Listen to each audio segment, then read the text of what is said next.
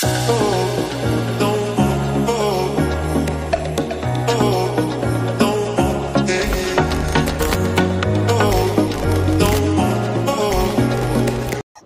may content pa tayo isa para sa NMAX na sulitin natin.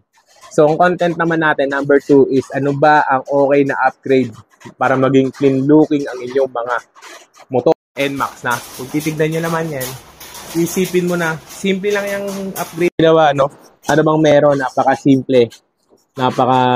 Parang wala lang na upgrade, no? Kasi nakatago siya lahat. Pero itong NMAX upgrade na to, para sa mga existing NMAX user, na mag-upgrade. Hopefully, marinig nyo pa ako.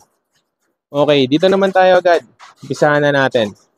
Ang in-upgrade niya na agad dito is naglagay na agad siya ng ilaw. Ayan. So, di ba? Kitang-kita. Tapos, stock yung busina. Siguro may busina to nakatago. Okay. So, may ilaw.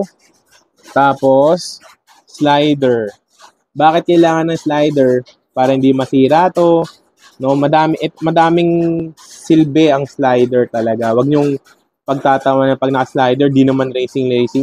No, madaming pwedeng mangyari, maging accident kapag wala kayong slider. Okay? Second, ano pa ba ang in-upgrade dito? So, ito na yung una natin. Ang una pala natin is ilaw, busina. Third yung slider. Tapos, ito. Ang front natin is ito din. No? Slider din, bakal. So, dun siya nakalagay. Tapos din dito, bolt on to.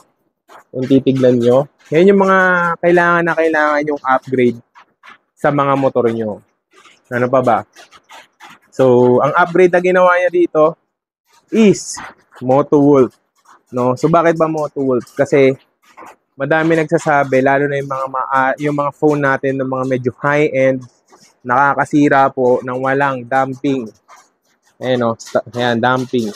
Pag wala kang damping, ayan, nakakasira po yan ng inyong mga cellphone, lalong-lalo na yung camera, nakakasira yan.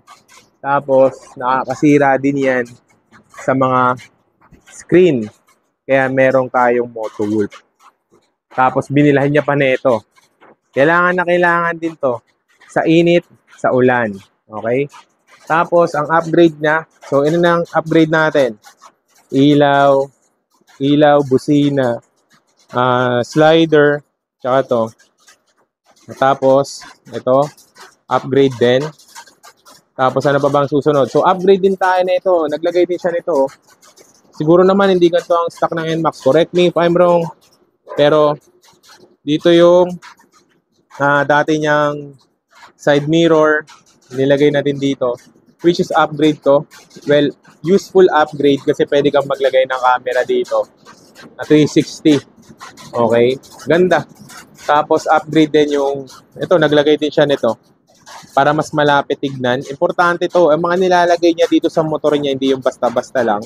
Naglagay siya ng lahat na importante na kailangan. Hindi lang basta nagagastos. Hindi. Naglagay siya ng lahat na importante sa motor niya. Tapos, lastly, naglagay din siya nito. Ang ganda ng nilagay niya, 55, no? Ang ganda ng itsura pala nito. Parang gusto ko na rin ito. Ayan. Bakit may ganito?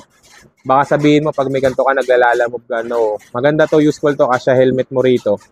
Kasya mga kapote mo dito. Lahat yan, kasya dyan. Okay? Tapos yung kanyang, tag nito, yung kanyang lagay ng box. Ito. Ayan. So, syempre, tignan na natin yung base plate niya is bakal na rin. Tapos ito, naglagay siya netong well, no, kung titignan mo, no, lahat ng ina-upgrade ng may-ari dito, useful sa daily needs. Pero ang isa akin na nahiwagaan ako, na naglagay siya ng PPF. Ayan, no. Pakita ko sa inyo. Ito, naglagay siya ng PPF dito. Ayan, kung titignan nyo, may PPF tayo dito. Ayan, no. Yun nga lang, siya na yung naglagay nito kasi na tumumba yung motor, so nasira yung una. Buti, kung titignan mo yung PPF, ayan, malinis. Okay? May protection talaga na nilalagay. Eh, kailangan yung maglagay ng PPF. Kasi syempre, may mga rock chip, may mga kung ano-ano pang mga pwedeng mangyari sa motor nyo. Kaya naglagay siya ng PPF. Tapos, ito importante talaga itong mga to kasi hindi mo malalaman kung kailan ka ma-aksidente sa motor. Hindi naman porkit naglagay ka nito, jologs ka na, no? Hindi. Ang ganda rin ng ganito kasi syempre, protection mo yan talaga. Lalong-lalong na itong mahaban to, slider. Ang ganda rin yan kasi importante yan. Kasi tsaka pwede ka pa maglagay ng ilaw dito. Di ba? So, yun ang nakailangan. Pero nahiwagaan ako sa Nira. Ang ganda ng box pala, personal. Ayan. So, kung gusto nyo mga upgrade, wala masyadong borloloy. Lahat ng in-upgrade niya dito, para sa kanyang needs. Hindi yung wants. No? Kasi yun ang needs ng motor. Ayan. Tapos, ano pa ba? Okay lang naman din. Ayan. IRC. So, sa mga specs wala tayo. Itong content naman na to is for all about upgrade. So, pinaka-importante, PPF. Kung kaya nyo mag-PPF, okay. Kung hindi, nasa inyo na yan kung paano nyo protektahan yung inyong mga motor. Okay? Slider. Importante yan. Tapos hanggat maaari, mag-invest kayo sa ganito. Ito. Hindi ako sponsored ng Moto Wolf, pero para sa akin, maganda yung may ganito kasi para sa cellphone needs nyo to. Tapos itong cover. Ayan. Tapos ito. Ang ganda pala ng ganito. Akala ko sinong una hindi okay, pero maganda pala pag nandito ka. Pero, hindi siya madaling tupiin. Kasi nakalak na pala dito. So, yun lang ang tsura ng NMAX, no? Na-upgraded na yung mga kailangan. Basic needs lang ang nilagay niya. So, kung titignan nyo, okay na okay. So, yun lang. Ang na-impression ko sa NMAX. Well, nasa inyo na yan kung anong gusto niyo. Pero para sa akin, busog-lusog ang isang NMAX, lalong-lalo na sa dual channel. Okay? So, sa mga upgrade, yan lang yung pinalitan niya. Sa mga gusto mag-upgrade, yan lang naman ang i-upgrade nyo. Sabi niya sa akin, parang gusto niya daw mag-tambucho, pero binigyan ko siya ng cons na pag nag-accelerate ka, maingay yung may tambucho. So, sabi ko sa kanya, huwag ka na mag-tambucho, hayaan mo na yan. Mag-invest ka na sa iba, pero kung gusto mo talaga, nasa iyo na yan. So, gusto niya rin mag-shop.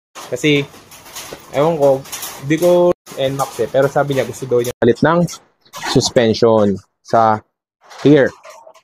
So, yun pa lang naman, no? Upgrade niya. Slider. Ito din. Ayan. Ito kasi protector talaga yan eh. Tapos yung side mirror niya, nilagay niya na dito. Tapos nag-install siya ng windshield. Another windshield. Ayan. So then, Moto Wolf. Tapos yung box na pinaka-importante, lagay ng helmet, lagay ng raincoat. Madami tayong pwedeng ilagay dyan. Okay. So, yun lang ang basic upgrade, no? Ng ating NMAX 155 to 2024 edition. Okay. Yun lang.